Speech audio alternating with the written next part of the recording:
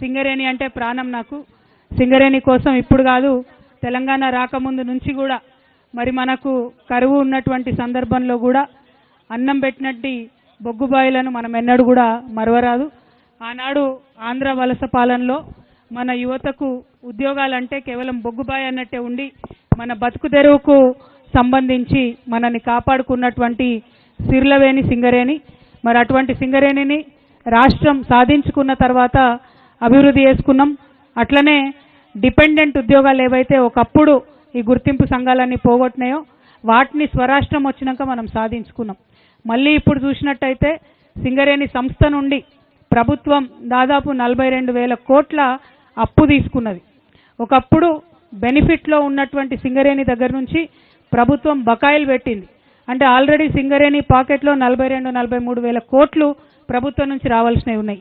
ఇది ఉండంగా ఇక్కడున్నటువంటి కొత్త బాయిలు తెరిచి ఇక్కడున్నటువంటి వాళ్లకు కొత్తగా ఉద్యోగాలు ఇవ్వాల్సింది పోయి కాంగ్రెస్ ప్రభుత్వం వచ్చిన తర్వాత ఎక్కడనో కర్ణాటకలో పోయి బంగారం గని కొన్నారు, ఇంకెక్కడనో పోయి రాగి గని కొన్నారు.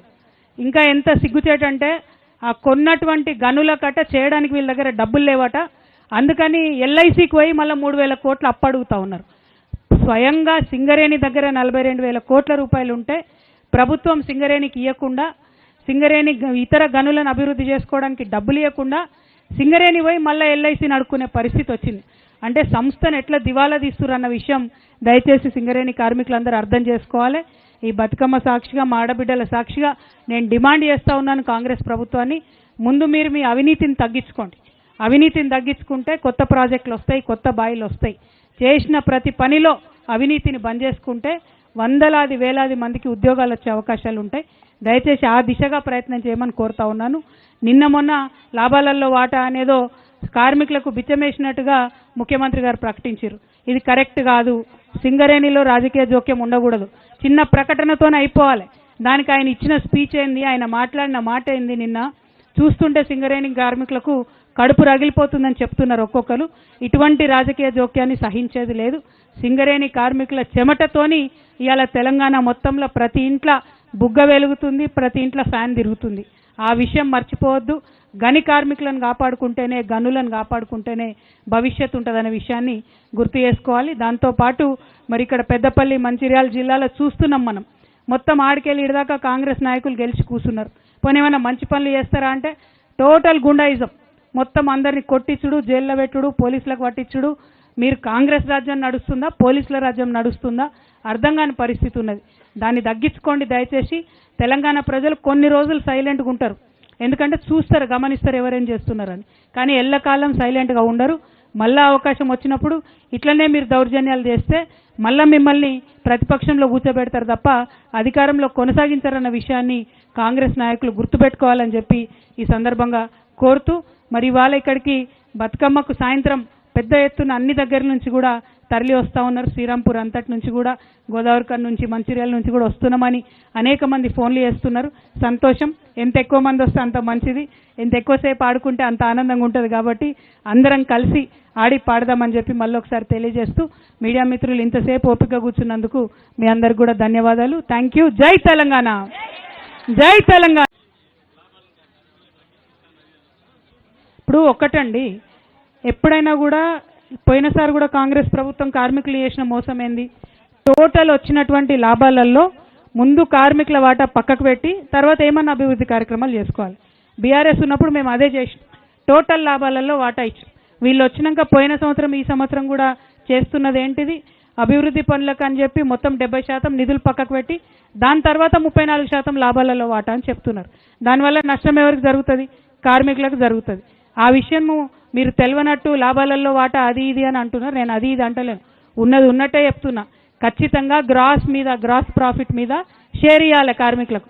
అది ఇవ్వకుండా ఉన్న ఎక్స్పెండిచర్ అంతా తీసి నేను అన్ని ఖర్చు పెట్టుకుంటే ఆ తర్వాత లాభాలలో వాటా ఇస్తా అంటే ఇంటికి కార్మికుడికి దాదాపు 1,50,000 లాస్ ఇవ్వాలి.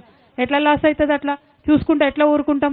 ఈ కార్మికుల కోసమే కదా కొట్లాడింది, ఈ కార్మికుల కోసమే కదా తెలంగాణ తెచ్చుకున్నది. లెక్కల గారేడి చేసి కార్మికులు మోసం చేస్తామంటే నేను అదే చెప్తున్నా, ఎల్లకాలం నడవదు. ఇంటికి 1,00,000 రూపాయలు తుట్టి చేసిండి ముఖ్యమంత్రి గారు. ఆ విషయాన్ని మాత్రం అడుగుతున్నాం, వదిలిపెట్టం, ఖచ్చితంగా అడుగుతూనే ఉంటాం. Thank you. జై తెలంగాణ. ఒకటే మాట చెప్తున్నా. మీరు ఒక క్వశ్చన్ అడిగిన మేడంను, ఇవాళ లాభాల అభివృద్ధి కోసం పక్కన పెట్టినామన్నారు. ఆ పైసలు ఎడిపోయినాయి, అప్పుకి ఎందుకు పోతున్నారు? ఎల్ఐసికి ఆ పైసలు ఖర్చు పెట్టాలి కదా. దొంగ మాటలు, అంకెల గారడి, మోసం చేస్తున్నారు. బాయిలు బంద్ చేసిండ్రు, ఇండ్లు కూడా సరిగా లేవు.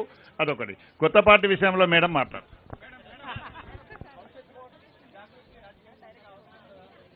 భవిష్యత్తులో జాగృతి ఏం చేస్తుంది అన్నది సింగరేణి కార్మికులే నిర్ణయించాలి. నాకు తెలంగాణ రాకముందు కూడా సింగరేణి కార్మికుల మధ్యలోనే ఉన్నా నేను.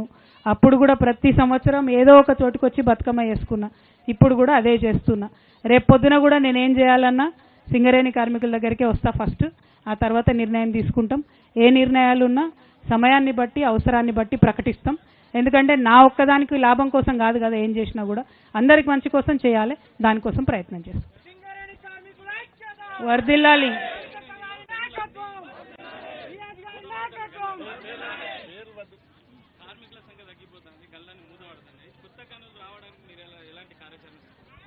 ఇంతకుముందు చెప్పినట్టుగా కేసీఆర్ గారు ఉన్నప్పుడు దాదాపుగా సంవత్సరానికి 5 గనులు ఓపెన్ చేయొచ్చు అనేటటువంటి ఒక రిపోర్టు తయారు చేసి రెడీగా పెట్టుకొని దాన్ని కార్యరూపంలోకి తేవాల్సినటువంటి పరిస్థితి ఇప్పుడు ఉన్నది. కానీ కాంగ్రెస్ పార్టీ వచ్చి 2 సంవత్సరాలైనా కనీసం ఒక్క కొత్త గని కూడా తెరిచే ఉద్దేశంలో లేరు. వాళ్ళు ఎంతసేపు ఏంది వేలం వేయాలి, వేలం పాట వేయాలి, పెద్ద పెద్ద కంపెనీలకు అప్పచెప్పాలనే ఆలోచన తప్పితే ఒక్క గని తెరిస్తే వేలాది మంది కార్మికులకు లాభం జరుగుతుందనే ఆలోచన కాంగ్రెస్ పార్టీ చేస్తలేదు. సో మేము డిమాండ్ చేస్తూ ఉన్నాం, సంవత్సరానికి 5 గనులు తెరవండి. మొన్న కూడా నేను రియాజ్ అన్న కలిసి బలరాం గారి దగ్గరికి, సీఎండి గారికి పోయి ప్రత్యేకించి చెప్పినాం. ఎక్కడెక్కడ పెండింగ్ ఉన్నాయో కూడా ఓపెన్గా చెప్పినాం. భూపాలపల్లిలో సమస్య ఉంది, ఇమీడియట్గా అక్కడ గని ప్రారంభించవచ్చు చెప్పినాం. కానీ వారికి చేసే చిత్తశుద్ధి ఉండాలి కదా, దానికోసం ప్రయత్నం చేస్తున్నాం. దానికోసం హెచ్ఎంఎస్, సింగరేణి, జాగృతి ఇద్దరు కలిసి ఖచ్చితంగా పోరాటాలు చేస్తాం. Thank you. జై తెలంగాణ.